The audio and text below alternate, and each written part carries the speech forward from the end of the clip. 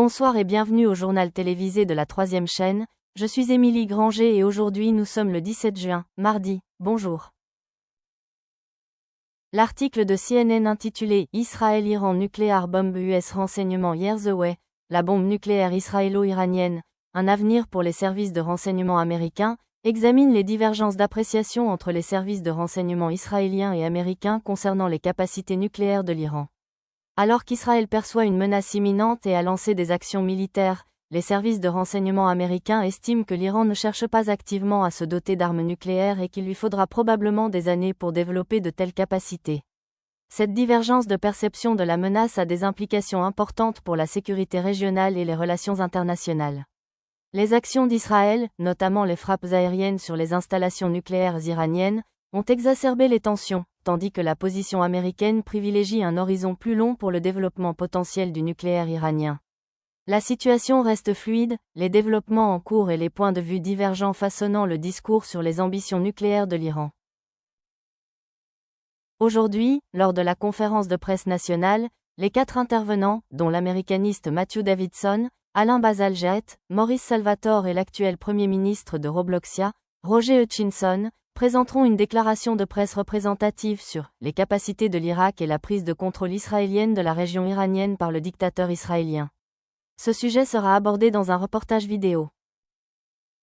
L'américaniste Matthew Davidson, le spécialiste des relations internationales Alain Bazalgette, l'analyste géopolitique Maurice Salvatore, ainsi que l'actuel Premier ministre de Robloxia, Roger Hutchinson, tiendront une conférence de presse conjointe pour présenter une déclaration représentative sur un sujet majeur et controversé. Les capacités de l'Irak et la prise de contrôle israélienne de la région iranienne par le dictateur israélien. Ce panel d'experts et de dirigeants réunis apporte une perspective diversifiée et approfondie sur la situation géopolitique complexe qui secoue actuellement le Moyen-Orient. Matthew Davidson, reconnu pour ses analyses sur la politique américaine au Moyen-Orient, apportera un éclairage sur le rôle des États-Unis face aux tensions entre Israël, l'Iran et l'Irak. Alain Bazalgette, spécialiste renommé des dynamiques régionales, détaillera les capacités militaires et stratégiques limitées d'Irak dans ce contexte, ainsi que les enjeux sécuritaires pour l'ensemble de la région. Mesdames et messieurs, membres de la presse, collègues estimés, et citoyens de notre nation. Aujourd'hui, nous nous trouvons à un moment charnière au Moyen-Orient, une région définie par sa complexité, son histoire, et l'équilibre toujours changeant des pouvoirs. Les tensions persistantes impliquant l'Iran, Israël et l'Irak exigent une analyse lucide et une clarté stratégique. Il est impératif de comprendre les capacités des acteurs régionaux concernés ainsi que la dynamique géopolitique en jeu, surtout à la lumière des récents développements concernant le programme nucléaire iranien et l'attitude affirmée d'Israël. Les ambitions et capacités militaires de l'Iran sont depuis longtemps une source d'inquiétude pour la stabilité régionale. Tandis que la communauté du renseignement américaine évalue actuellement que l'Iran reste à plusieurs années du développement d'une arme nucléaire fonctionnelle, Israël perçoit une menace plus immédiate, soulignée par ses récentes actions militaires ciblant des sites nucléaires iraniens. Cette divergence de perspective a nourri une atmosphère d'alerte accrue, avec des répercussions potentielles non seulement pour le Moyen-Orient mais pour la sécurité mondiale. La position de l'Irak dans ce puzzle complexe est tout aussi cruciale. En tant que nation souveraine confrontée à des défis internes, les capacités militaires de l'Irak se développent progressivement mais restent limitées comparées à ses voisins. Sa situation stratégique, bordant à la fois l'Iran et Israël, le place dans une position à la fois vulnérable et influente. Historiquement, l'Irak a entretenu une relation complexe avec l'Iran, oscillant entre confrontation et coopération selon les vents politiques dominants. La capacité de l'Irak à affirmer un contrôle ou une influence sur le territoire iranien est limitée par ses propres capacités militaires, les dynamiques politiques internes et les alliances régionales. En revanche, Israël dispose d'un appareil militaire sophistiqué et redoutable, renforcé par une technologie avancée et des capacités de renseignement robustes. La doctrine militaire israélienne met l'accent sur l'action préventive et la dissuasion, souvent exprimée par sa politique d'ambiguïté stratégique concernant les armes nucléaires.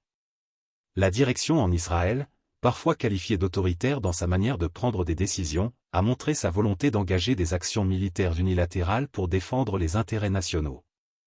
Cette affirmation se reflète dans les récentes frappes aériennes d'Israël sur des installations iraniennes, qui signale une disposition à intensifier les tensions si cela est jugé nécessaire pour empêcher l'Iran d'acquérir des capacités nucléaires. L'idée selon laquelle Israël pourrait prendre le contrôle du territoire iranien est cependant plus complexe qu'une simple conquête militaire. L'Iran est un pays vaste et géopolitiquement significatif, doté d'un profond sentiment de fierté nationale et de résilience.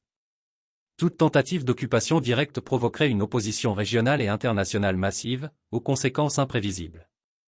La stratégie d'Israël semble plutôt axée sur la contention, la perturbation du développement nucléaire iranien et le renforcement des alliances avec des partenaires régionaux pour contrebalancer l'influence iranienne.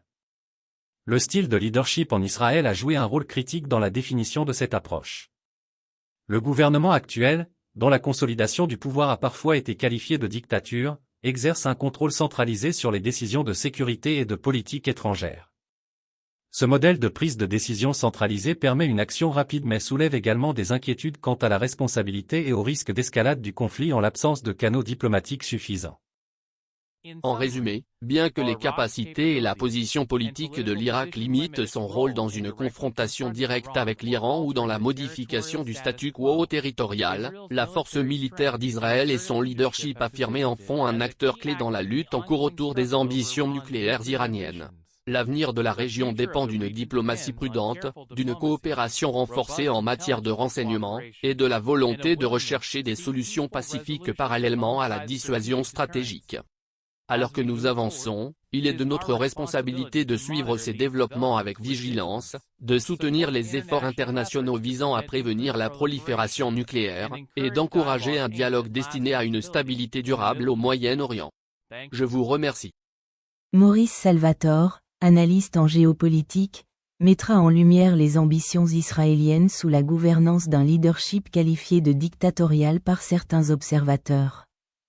En analysant les conséquences potentielles d'une prise de contrôle israélienne sur le territoire iranien. Enfin, Roger Hutchinson, en tant que Premier ministre de Robloxia, apportera la voix d'un dirigeant actuel confronté aux enjeux de stabilité internationale, exprimant les préoccupations de son gouvernement face à cette escalade. Cette déclaration conjointe s'annonce essentielle pour comprendre les enjeux actuels, la complexité des relations entre ces pays, ainsi que les perspectives d'évolution dans un contexte international tendu. Troisième chaîne de télévision française, le jour de l'information. L'ambassadeur iranien, Amir Saeed Iravani, a déclaré aux journalistes, il y a quelques heures à peine, le régime israélien a délibérément pris pour cible le bureau de l'agence de presse iranienne lors d'une émission en direct. Cette attaque effroyable constitue un crime de guerre flagrant et une atteinte directe à la liberté de la presse. Le régime israélien a une fois de plus démontré qu'il est le principal ennemi de la vérité. Hello, good afternoon to everyone. In the name of God, the compassionate, the merciful, I wish to make a brief statement on the... Bonjour à tous, au nom de Kat le compatissant le miséricordieux, je souhaite faire une brève déclaration concernant l'agression terroriste et criminelle continue du régime israélien contre la République islamique d'Iran. Israël a commis un acte d'agression flagrant contre la souveraineté et l'intégrité territoriale de l'Iran. Sa campagne incessante d'atrocités contre notre peuple se poursuit sans relâche. Il s'agit d'une grave violation de la Charte des Nations Unies et des principes fondamentaux du droit international. Ces attaques ont franchi toutes les lignes rouges. Plus alarmant encore, Israël a délibérément ciblé une installation nucléaire pacifique fonctionnant sous toutes les garanties internationales. Il s'agit d'un acte dangereux et illégal. Il présentait un risque sérieux de rejet de matières radioactives. Si l'Iran n'avait pas immédiatement maîtrisé la situation, les conséquences auraient pu être catastrophiques. Les allégations israéliennes de frappes chirurgicales sont fausses et trompeuses. En revanche, Israël a lancé une campagne d'attaques illégales et aveugles. Attaques visant des infrastructures civiles en Iran, des civils ont été tués, des habitations, des hôpitaux et d'autres infrastructures civiles ont été détruites. Ce ne sont que des faits, et non des allégations. Le régime israélien a délibérément frappé des zones civiles densément peuplées dans plusieurs grandes villes iraniennes, où des millions de personnes ont perdu la vie. À ce jour, 1480 personnes ont été tuées ou blessées. Au moins 224 civils, dont des femmes et des enfants, ont été tués. La plupart des victimes sont des enfants, lors d'une attaque brutale contre un immeuble résidentiel à Tsarskoye Selo. Une vingtaine d'enfants sont morts en martyrs. Compte tenu de la gravité des blessures, ce nombre pourrait augmenter. Israël a également ciblé des infrastructures civiles et économiques vitales. Des installations de stockage d'eau, de carburant, des ports, des installations chimiques, dont la raffinerie d'Assalouya à Boucher, ont été touchées. Des hôpitaux ont également été touchés. Il ne s'agit pas d'accidents, mais de crimes de guerre. Il y a quelques heures à peine, le régime israélien a délibérément ciblé le bureau de l'agence de presse iranienne lors d'une retransmission en direct. Cette attaque effroyable constitue un crime de guerre flagrant. Attaque directe contre la liberté de la presse, le régime israélien a une fois de plus démontré qu'il est le principal ennemi de la liberté de la presse. Il détient le triste record d'être le principal auteur mondial de violences contre les journalistes et les professionnels des médias. En réponse à cette attaque et à cette agression barbare, l'Iran a exercé son droit naturel à la légitime défense, conformément à l'article 51 de la Charte. Notre réponse a été défensive, ciblée et proportionnée. Elle vise uniquement à dissuader et à empêcher la répétition de tels crimes. L'Iran défendra résolument sa sécurité et son intégrité territoriale. Nous nous sommes concentrés uniquement sur les moyens militaires et économiques impliqués dans l'agression. L'Iran ne cherche ni la guerre ni l'escalade, mais n'hésitera pas à défendre notre peuple, notre territoire et notre souveraineté. Contrairement au régime israélien, l'Iran respecte le droit international humanitaire. Nous n'avons pas ciblé de civils. Les forces américaines ont soutenu l'agression israélienne. Sans les armes, les renseignements et le soutien politique des États-Unis, cette attaque n'aurait pas pu avoir lieu. Les États-Unis partageront la responsabilité de cet acte illégal. Cette agression est survenue juste au moment où le 6e cycle de négociations nucléaires allait reprendre à Mascate hier. L'Iran s'est présenté à la table des négociations de bonne foi avec une nouvelle proposition visant à aplanir les divergences. Les États-Unis ont cependant réagi avec mauvaise foi. Cette hypocrisie sape la confiance et la diplomatie. Israël tente de saboter la diplomatie par la force. C'est une pratique qui fait dérailler les négociations, aggrave le conflit et détourne l'attention de ces crimes en cours, notamment du génocide de Gaza. Soyons clairs, l'Iran n'a pas attaqué Israël. L'Iran n'a déclenché aucune guerre. Le récit de la prétendue menace existentielle est faux et dénué de fondements juridiques. Il sert uniquement à justifier l'agression et à dissimuler les crimes de guerre d'Israël. L'Iran prévient que tout pays qui soutient l'agression israélienne partagera la responsabilité juridique des conséquences. Vendredi dernier, l'Iran a convoqué une réunion urgente du Conseil de sécurité. Notre demande était simple. Le Conseil doit agir maintenant. Condamner cette agression, mettre fin à l'agresseur et défendre l'agresseur. Charte. Droit international, mais le Conseil n'a pas agi. Son silence et son indifférence sapent sa crédibilité et les fondements de l'ONU. Nous remercions les membres du Conseil de sécurité qui ont défendu l'histoire. Nous remercions également nos partenaires régionaux, les membres de l'OTCHI et le groupe des amis qui défendent la Charte des Nations Unies pour leur position de principe et leur déclaration commune condamnant cette agression et soutenant le droit de l'Iran à la légitime défense. L'Iran continuera d'exercer son droit à la légitime défense jusqu'à ce que l'agression israélienne cesse ou que la communauté internationale, et en particulier le Conseil de sécurité, prenne des mesures significatives.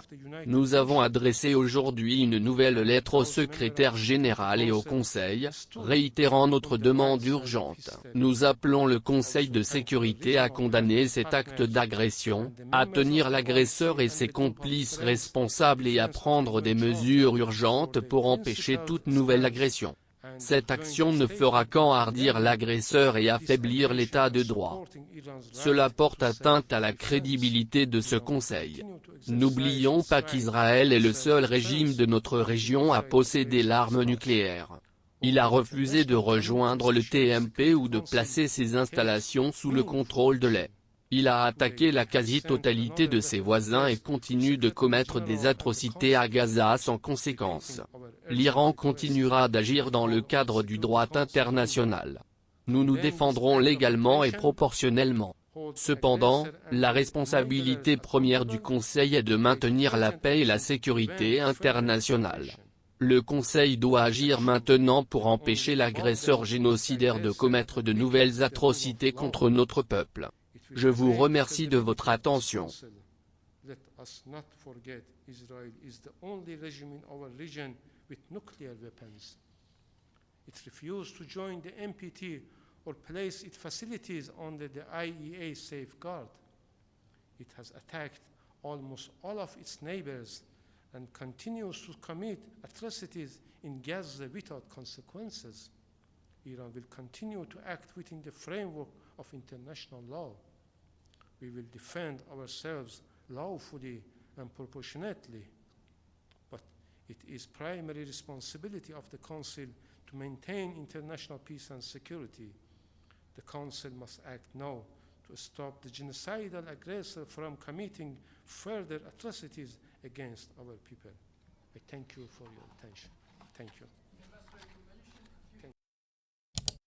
Le titre de l'article de CNN intitulé « Reprise des raids de la sécurité intérieure sur l'immigration » fait référence à la levée par le département de la sécurité intérieure, DHS, des États-Unis de la suspension temporaire des opérations de l'Immigration and Customs Enforcement, ICE, dans les fermes, les hôtels et les restaurants.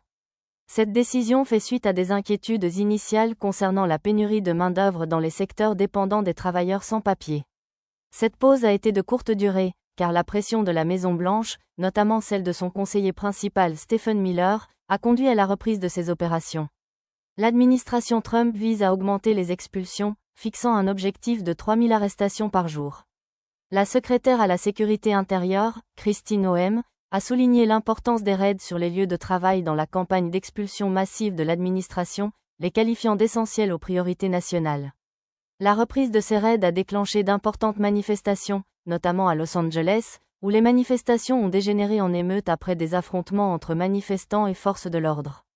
Ces manifestations ont fait des blessés, des arrestations et ont conduit à la déclaration de l'état d'urgence dans le comté de Los Angeles. Le déploiement de troupes de la Garde nationale et des Marines a encore aggravé la situation. Cette évolution met en lumière les tensions persistantes entre les politiques d'application des lois sur l'immigration du gouvernement fédéral et les préoccupations des industries dépendantes de la main-d'œuvre immigrée, ainsi que la réaction plus large du public à ces politiques. Aujourd'hui, à la conférence de presse de l'OTAN, l'agent des admissions au Conseil de sécurité des Nations Unies, convoyeur et diplomate canadien, Antoine Beaulieu, prononcera un discours sur la poursuite des attaques contre l'Iran et Israël et rapportera à l'Organisation du traité d'Atlantie du Nord l'invasion ukrainienne à travers le quota de Zelensky. La poursuite des hostilités entre l'Iran et Israël a plongé le Moyen-Orient dans un état accru de volatilité militaire et diplomatique. À la mi-juin 2025, les deux nations sont engagées dans des opérations militaires soutenues comprenant des frappes aériennes de précision, la cyberguerre et des tirs de roquettes en représailles. Ces attaques ont non seulement intensifié le conflit régional, mais elles ont également révélé l'équilibre fragile des alliances internationales et la capacité des institutions mondiales comme l'OTAN à gérer des crises qui se chevauchent. Israël a réagi à ce qu'il décrit comme des provocations iraniennes et des opérations clandestines en ciblant des infrastructures de haut niveau, y compris des dépôts d'armes et des sites soupçonnés de développement nucléaire en Iran. Téhéran, de son côté, a intensifié sa posture militaire en lançant des missiles balistiques et en déployant des milices affiliées au Liban, en Syrie et en Irak. Des zones civiles des deux côtés ont été touchées, suscitant l'indignation internationale et faisant craindre une guerre régionale plus vaste. Ce contexte est aggravé par la guerre en Ukraine contre la Russie, maintenant dans sa 3e année. Le président Volodymyr Zelensky, parlant au nom d'une nation épuisée par le siège et l'usure, a utilisé la lumière médiatique portée sur le conflit Iran-Israël pour réitérer l'appel de l'Ukraine à un soutien occidental plus fort. Dans ses récentes déclarations, Zelensky a souligné que l'agression observée dans les deux théâtres, l'utilisation de drones iraniens et les bombardements russes, découlent d'un même mépris pour le droit international et les droits humains. Il a affirmé que les alliés démocratiques doivent rester fermes et unis, non seulement en Europe de l'Est, mais aussi au Moyen-Orient, où les régimes autoritaires remettent en cause l'ordre mondial. Les commentaires de Zelensky soulignent un point critique: les conflits actuels ne sont pas isolés, mais interconnectés par des technologies partagées, des adversaires communs et des vulnérabilités mutuelles. Les drones iraniens de type Shahed 136 sont utilisés à la fois par les forces de Téhéran contre Israël et par les unités russes en Ukraine. Ce chevauchement militaire donne un fondement concret à l'avertissement de Zelensky: soutenir une démocratie tout en négligeant une autre encourage les agresseurs partout dans le monde. Au sein de l'OTAN, les réactions ont été prudentes mais cohérentes. Bien que l'Alliance n'ait aucun rôle formel dans le conflit israélo-iranien, son flanc oriental reste sous pression en raison des offensives russes persistantes en Ukraine. Les États baltes, la Pologne et la Roumanie ont tous appelé à une surveillance accrue et à une présence militaire renforcée. Parallèlement, l'Allemagne et la France ont offert une aide humanitaire aux civils ukrainiens et israéliens pris sous les tirs, ce qui témoigne d'une reconnaissance partagée du coût humain croissant. Le secrétaire général de l'OTAN, Jens Stoltenberg, a réaffirmé l'engagement de l'Alliance envers l'article 5 en cas d'agression directe contre un État membre. Toutefois, il a aussi appelé à la retenue diplomatique, soulignant la nécessité d'éviter un affrontement plus large qui pourrait impliquer les États-Unis, la Russie et la Chine. Ces propos mettent en lumière la tension croissante entre la préparation militaire et l'urgence d'une désescalade. La situation place les démocraties occidentales à la croisée des chemins. Devrait-elle renforcer la dissuasion en armant des alliés comme l'Ukraine et Israël, ou se concentrer sur des cessez-le-feu pour prévenir davantage de destruction? Pour Zelensky, la réponse est claire. Dans sa dernière déclaration, il a imploré les dirigeants de l'OTAN et de l'UE de ne pas considérer le conflit iranien comme une distraction, mais comme un front complémentaire dans le combat plus large pour les valeurs démocratiques et la stabilité mondiale. Son quota, le terme employé pour désigner la demande officielle de l'Ukraine pour davantage d'armes, de systèmes de défense aérienne et de partage de renseignements, a été renouvelé la semaine dernière, accompagné d'un appel à l'OTAN pour prioriser la protection de l'espace aérien alors que les drones iraniens et les missiles russes frappent de plus en plus profondément dans les zones civiles. Bien qu'une intervention directe de l'OTAN au Moyen-Orient reste improbable, la capacité de l'Alliance à coordonner une réponse unifiée à des crises multiples est mise à l'épreuve. Le conflit Iran-Israël, aux côtés de l'invasion russe de l'Ukraine, illustre à quel point les guerres localisées peuvent avoir des conséquences mondiales, perturbant les marchés énergétiques, déstabilisant les gouvernements régionaux et approfondissant les lignes de fracture géopolitique. Alors que l'année 2025 avance, la pression sur l'OTAN, l'Union européenne et les Nations unies ne cesse de croître. La communauté internationale fait face à une réalité brutale: si elle ne s'attaque pas aux causes profondes de ces conflits, l'agression autoritaire, la prolifération des armes et l'extrémisme idéologique, l'instabilité continuera de s'aggraver et pourrait conduire à une escalade catastrophique. L'article de CNN intitulé « Medicaid réduit le projet de loi sur les impôts du Sénat » aborde les récents développements de la révision par le Sénat américain du One Big Beautiful Bill Act OBBBA, un vaste programme de mesures fiscales et budgétaires présenté par les sénateurs républicains. La version du Sénat propose des modifications importantes au financement de Medicaid, notamment des limitations plus strictes des impôts des prestataires et une réduction des paiements complémentaires, ce qui pourrait peser sur le financement des hôpitaux. Ces modifications ont suscité l'opposition des républicains modérés, inquiets des réductions du financement fédéral de Medicaid. La proposition du Sénat prévoit également une réduction du plafond de déduction des impôts locaux et d'État, SALT, de $40 000 à $10 000, une mesure critiquée par les représentants républicains des États à forte fiscalité comme New York, qui estiment qu'elle compromet l'accord bipartisan conclu à la Chambre des représentants. Ces révisions ont provoqué une scission au sein du Parti républicain, certains sénateurs avertissant que les coupes budgétaires proposées dans Medicaid pourraient avoir des conséquences néfastes pour leurs électeurs, notamment dans les États ayant étendu Medicaid en vertu de l'Affordable Care Act. Alors que le Sénat vise à adopter sa version du projet de loi avant le 4 juillet 2025, les négociations se poursuivent pour aborder ces points litigieux et aplanir les divergences avec la version de la Chambre. Merci beaucoup d'avoir regardé le journal télévisé de la 3e chaîne de télévision française. Ici Émilie Granger, je vous dis au revoir, et le prochain journal sera à la même heure demain avec Mathieu Augustin. Alors passez une bonne journée, bonne nuit et au revoir.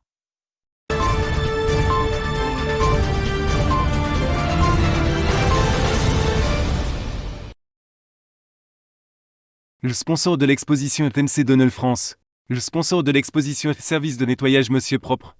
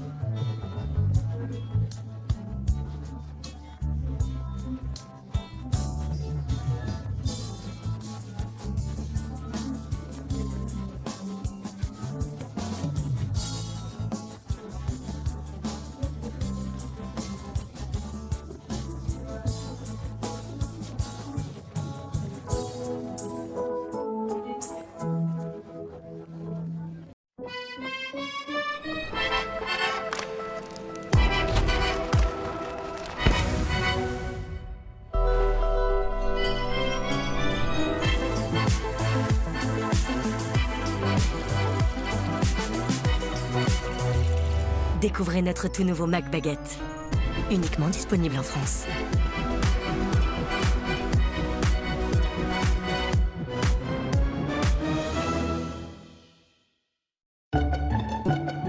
Vous avez l'impression que la graisse se répand partout dans votre cuisine? Eh bien, regardez de plus près, elle n'est pas seule. En réalité, la graisse forme un cocon protecteur qui permet aux bactéries de se développer rapidement. Nouveau Monsieur Propre, Flash Propreté. Dissout rapidement la graisse, tout en éliminant 99,9% des bactéries et le virus de la Covid-19. Pour des surfaces impeccablement propres et saines, tous les jours, sans effort. C'est ça, la propreté de Monsieur Propre. Monsieur Propre.